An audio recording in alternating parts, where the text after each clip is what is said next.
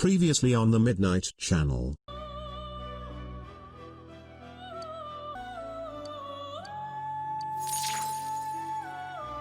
I'm using all of my fusion slots to get quad elements on you, and then I'm going to have to buy back Neko Shogun because I want Mataru Kaja in my Persona stock on at least one thing.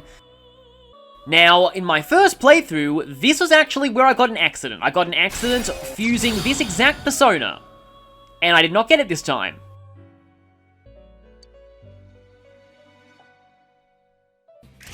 It's my turn. This is it. Have we seen this before? I don't think we've seen this before.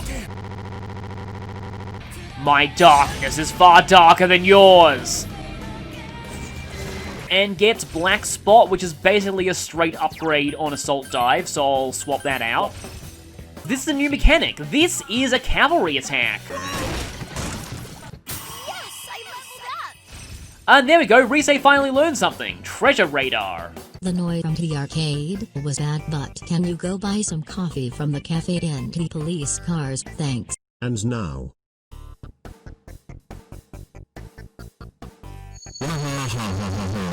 How dare you stand against me for being a rotten orange?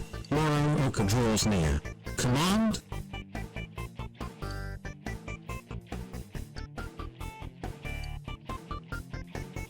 Mitsuo attacks. Thou hast done well in killing Moro Oka. Mitsuo hath been promoted to the next level. Thy attention increases by 16. Thy fame increases by 17. Thy coolness increases by 3. We might be starting to get more into this guy's motives, but something that I just also noticed going through this place is that the only one that he never considered running from was the Corpse Discoverer. We just keep getting those thief daggers. They're all Yosuke weapons, I believe. Oh, they're not even that great either. No effect and bad accuracy. I guess I'll sell those later. Not really much of a point to carrying more than one of those around, since Yosuke is the only party member who uses daggers. It's not like P3 where, well, P3 not portable, where the protagonist could use every weapon type. Come on! 3 of them! Don't give up now, okay? It's over! Well, that's one way to help a friend out.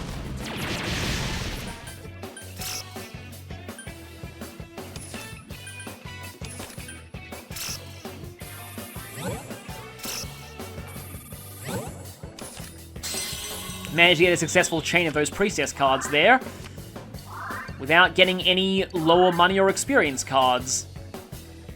I feel like the higher floors here are more likely to give you the higher ranked cards. We already kind of had a feeling this would have been a single... You just keep giving me gold hands, don't... Or not. Or this could also be gold hands. Nope. 3 enemies on the field. Be careful.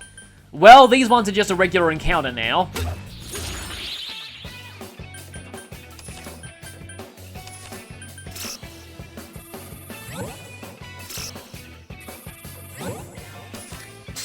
Oh, hey, we get Samael out of that. Who I didn't really want to fuse... Okay, then. Who I really didn't want to fuse because I only have rank 1 of death. And I guess I can keep you for a little bit. Mataru Unda's pretty good. I won't fall behind. And leveled up again. Yeah, I'll definitely be infusing some better stuff soon. Like, I was thinking that I could even just talk about my experiences with NES RPGs, but, like, honestly, I don't have any. I never really played any NES RPGs.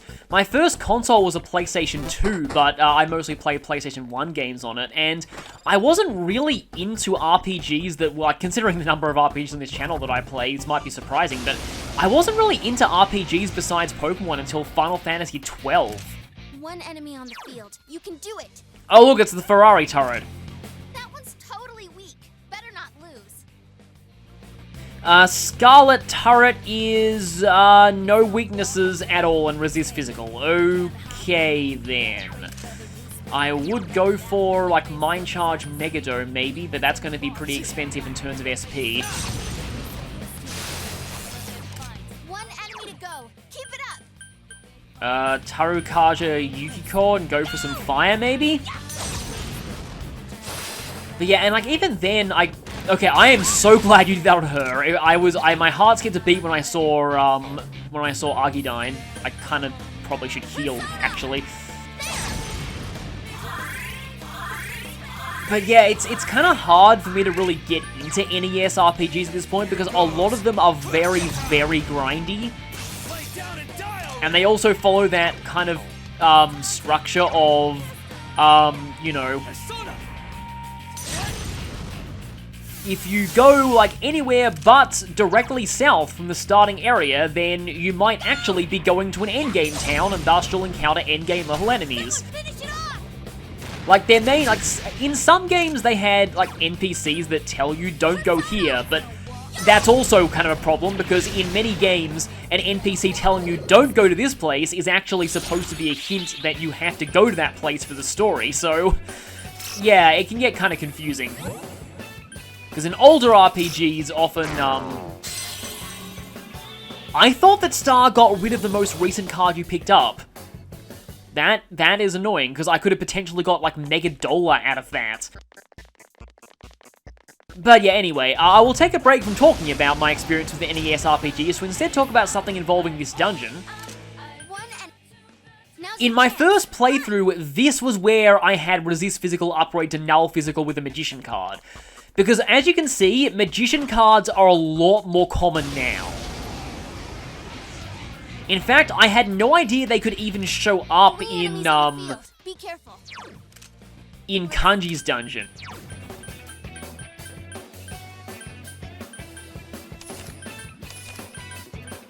May as well get a new persona for the compendium.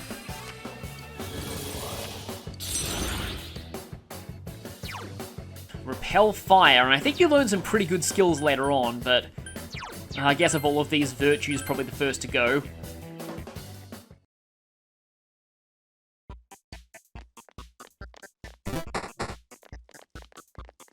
And, stairs already. We're actually getting kind of close to the end of this place. It's not that long of a dungeon. Weirdly, the steamy bathhouse is one of the longest in the game, as is the strip club.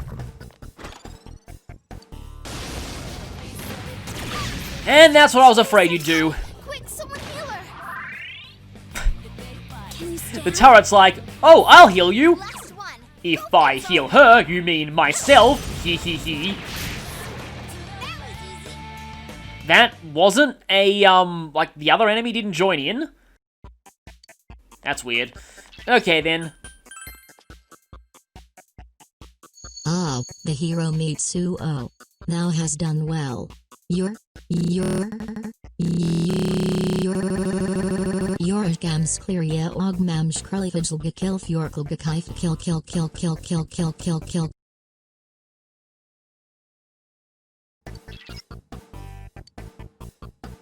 Yes, let's not ignore the fact that this game that is representing this guy's mind is completely breaking down at this point. I don't know what people are going to think about the kind of thing that I decided to do for the lines for this dungeon, but I don't know, I thought I'd make them sound creepy by using creepy synthesized voices for them. Oh, hi there. 5 enemies. You cut him off. It's Beastly Gigas is an enemy that I also never encountered on my first playthrough of this game. They look kind of like something out of a Sentai, which I think is kind of the point. They are weak to ice, though. Guys, Chie That senpai's thing's weak really to hurt. dark. I kind of want to get rid of it first because it repels a lot of things. Also, Chie is really hurt. But we'll deal with that later. Go, senpai, you rock. Maybe I'll just hit you. Yeah, the Lexies do not have a lot of health.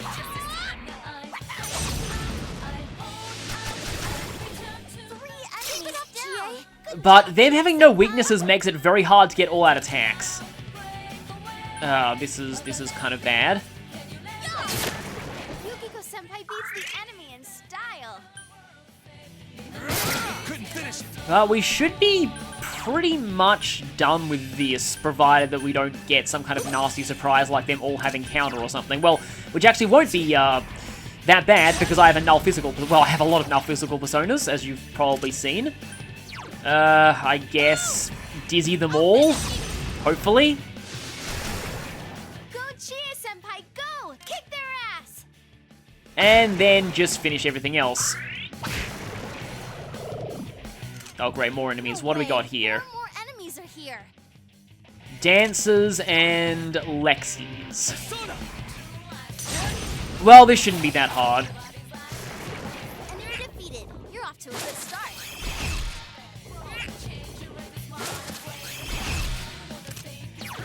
I wasn't going to use physical attacks on you guys anyway. I think I can get into this. Yay! I leveled up! Okay, I got rid of counter earlier. Yeah, these don't actually stack together, so no reason not to remove regular counter. Yes, I leveled up! Yes, Rise, we know. There's one bad thing I can say about Rise, it's that her calling out her level ups is totally pointless because, as I've said before, it only really matters when she learns a new skill. It would be kind of cool if the Navigator's stats actually did mean something, though. I don't think they affect any of, like, the buff abilities that Navigators learn later on.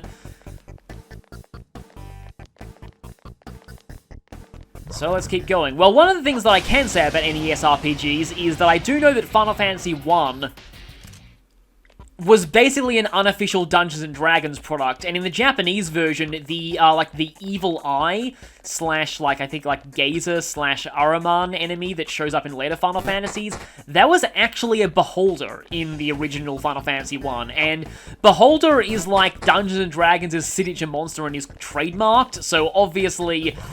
yeah, they had to change that outside Japan. Oh, I was hoping this thing would show up! One enemy. Hang in there. Ah, it's a no-brainer. I'm sure you'll win. So the kanji on its shoulders means justice, which is kind of cool, but the machine type of shadow, well, if you've been following this channel, you may have seen them in Persona Q. But they did not appear in Persona 3, they're a new type to Persona 4, and they're not cramped, like, in tiny confines in this one, you can actually see them fully standing up, and they basically look like Sentai toys. Steel Machine is resistant to almost everything except light and dark, including Almighty, and has no weaknesses. But it has very, very little HP, as you can see there, which is, it's kind of an interesting concept for an enemy. Attacks don't do a lot of damage, but it doesn't have much HP either. Kind of like the classic Dragon Quest Metal Slime, speaking of which. I feel like a lot of this dungeon is supposed to be referencing Dragon Quest, which goes over the heads of a lot of people outside Japan. Because as I've said, if you've watched my video on the hero in Smash, Dragon Quest is like the RPG in Japan. It's absolutely huge, and anytime something references classic RPGs, they're... I was hoping that it happened at least once, because I love the way these things look when they miss physical attacks and fall over. It's just like, I think I can, I think I can, I think I... Nope, I can't fall over. It falls over backwards. I love it so much. These things are pretty great when that happens. But anyway, I barely have any SP, which is not good, because I kind of want to just Muda on, but I don't know, I can try this.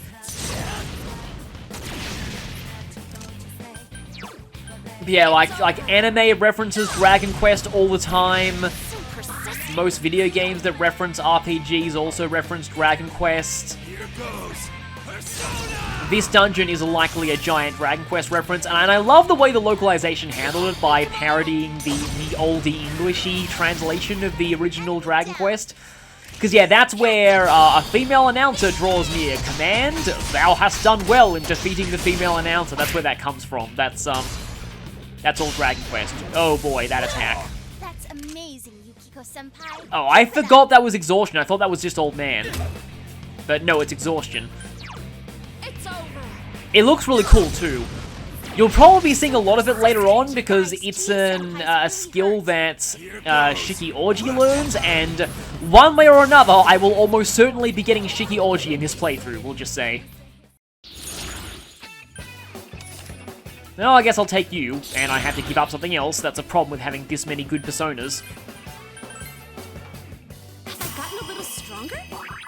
Okay, yeah, I'm definitely going to need a major grinding session for the rest of my party after this. Because you definitely want to be at least level 45 for the boss of this place, because it is, I guess I'll just say this now. In my opinion, the boss of this dungeon is the hardest fight in the game. And considering Shadow Yukiko and Shadow Kanji, that's saying something. But yes, I think this is the hardest fight in the game. And we're right here. This is too much. Void Quest Endgame, let's go! Fight the boss, and... Nope. We had unfinished things on floor 7. Resay will actually hint at that. So the reason why I didn't get that on my first pass through that floor is because we wouldn't know that that thing was important unless we found out this door is sealed in the first place. I'm gonna head back, heal up a bit, change up my party maybe, and do a bit of fusing. And then we're gonna go and fight a mini-boss. Okay, let's just register all of those skill cards, and speaking of register, let's register a few personas into the compendium. Because what I'm going to be doing here is a fusion that involves 3 of my better personas. Oni, Aura Une, I believe, and Neko Shogun. This will get me a Hanuman with the maximum number of inheritance slots, which I'm going to need because I want Cruel Attack. You do learn Power Charge naturally anyway, but not until level 48, which I won't get through, just this experience alone. Mataru Kaja, Null Physical, and Arms Master. This will probably be my main physical persona for a little while. I tried Triglav off camera, but it mostly levels up and gains more endurance and other stats rather than strength. I could also get Kuhulan at this point, who has a base strength of 40, but it's not going to get any experience at all due to me not having a tower social link yet. Blade of... Oh, that actually, if you get lucky with that and Power Charge, that can do insane amounts of damage, so I don't really need Mighty Swing. I'll definitely take Blade of Fury. Don't think I'm going to get Dodge Wind. Nope. Okay, then. I'll have to find some other way to cover that, maybe with Makarakorn. You really don't want weaknesses in the upcoming boss, I'll just say. Having weaknesses is very, very bad. 2 personas that I don't really need into this is probably not bad. Let's get Okuninushi, aka Kuni from Okami. And the one that willingly surrendered to Kanji's persona, Taka Mikazuchi, who I would have mentioned earlier in the mythology. Also, the persona that in Persona 3 I used to completely destroy the sleeping table. I still can't believe that fight went that well. Rebellion and Revolution are really good in P3. You gain more experience than I expected. I'm starting to get a lot of very good personas, which is not good because I'm going to have to get rid of a lot of them to make room for generic social link personas later.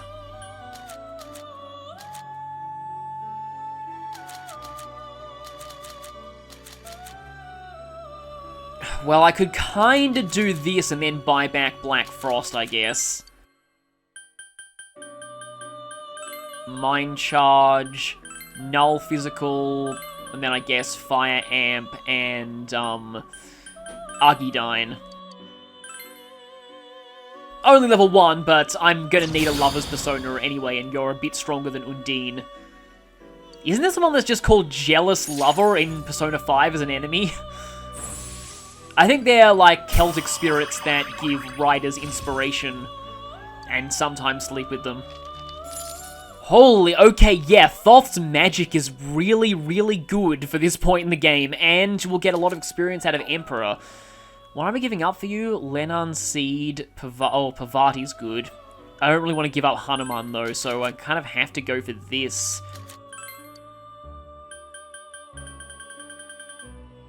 Wow, that's a lot of skills. So many skills, so little time. I could also get Fire Amped Argidyne on you. with that much magic. At this point, I might not even need Black Frost for the boss. I mean, I like Black Frost having no weaknesses, but I also really, really like Thoth's magic stat.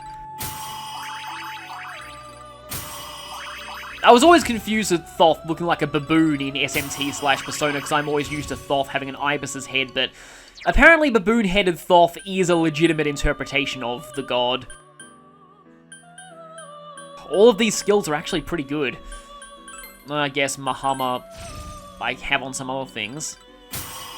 Oh look, not only am I an absolute magical juggernaut, but I can't be silenced either. Like, I kind of have that on other personas, honestly. I'd rather buy back Parvati if I wanted that. Nothing like a Lek Boost or a Lek Amp, but I can probably get those via skill cards. I forgot how good Thoth's magic was for this point, but I kind of want Alra Une back because I like those elements. Although getting Parvati back for that healing might not be a bad idea either. Why did I need to buy back Parvati? I have the best healing I could ever have right here. Hey, it's Kanji and the Fox.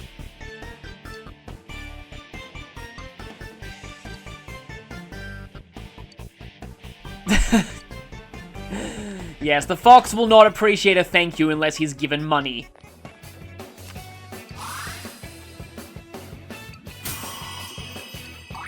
Okay, Hanuman gets Dodge Wind out of that Emperor card, but can I afford to give up any of these skills? I kind of want to keep most of these, but on the other hand, this could be... Oh, I'm not even weak to Wind anyway, so actually I don't care.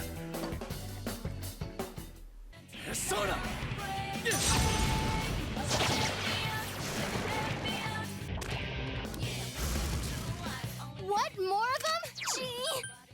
Okay, that's new. No problem. It'll be over in a flash. Well, it'll be over in a flash for us if the earlier dice were any track record here. This thing does have a weakness though, unlike a lot of other dice, Ice. However, I kind of want to not do anything because finally I get to show this off. From Thoth too. Yes, we won! Congrats! Yeah, that's fun. Hands really, really don't like Megadose skills. That's a much better way of killing them than hoping for crits. And Cool Breeze, that's going to be really great. But what do I get rid of? Well, I suppose I don't really... Oh, but I could pass that down to other personas. Ugh. All of your other skills are really good, though. Yeah, I might as well just get rid of Growth too.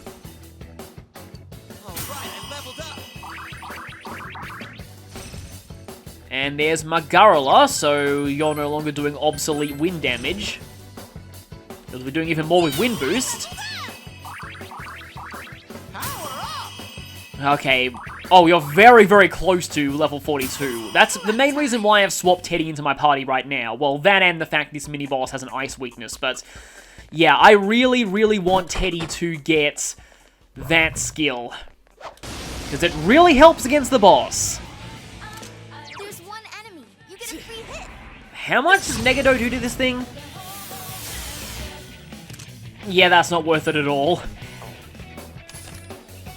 More for the compendium, I guess. I climbed the stairway to maturity. There it is. The question is what to get rid of.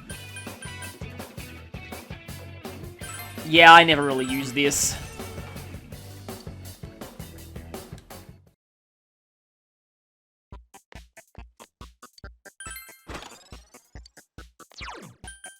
Revenge Ring. I'm guessing that is Dimitri's item. No, I'm guessing it's like a... Yeah, it's a counter item.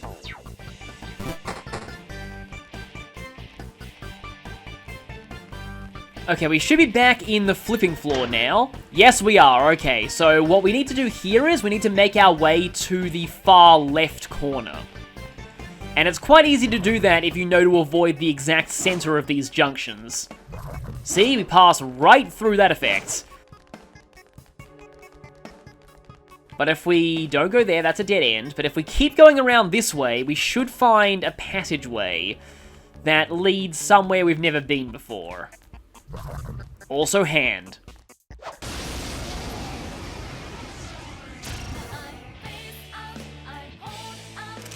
Ooh, a rare one. Don't let it get away. They really like giving you hands in this dungeon, and that might be suspicious video game generosity considering how viciously brutal the boss is. 3 enemies left. You can win this. Just because almighty attacks can never be null doesn't mean they can't miss. That's my Persona.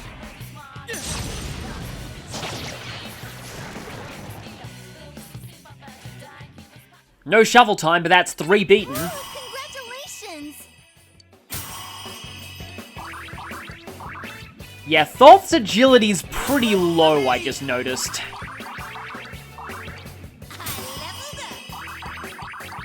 And Heat Wave, which can pretty much replace Gale Slash.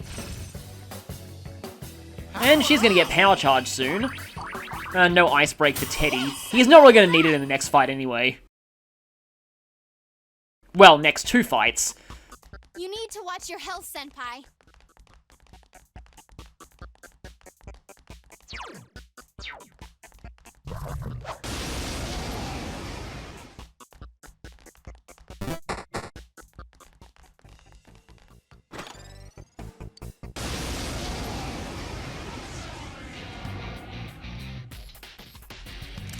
Three enemies on the field. Be careful.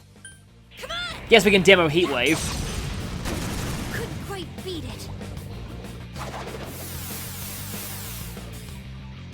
Senpai, your defense has been lowered. Damn, it's not going down. Persona. You're on a roll, Senpai. It's 2. Oh, I'm not gonna let you use that. I did it. We won. I love Teddy's victory animation. Anyway, we need to keep going down the end of this corridor. It's sort of symmetrical with the other, but if there are 2 chests in the middle of this place, I may as well get those before we head to the end of this corridor and do what we actually came here to do.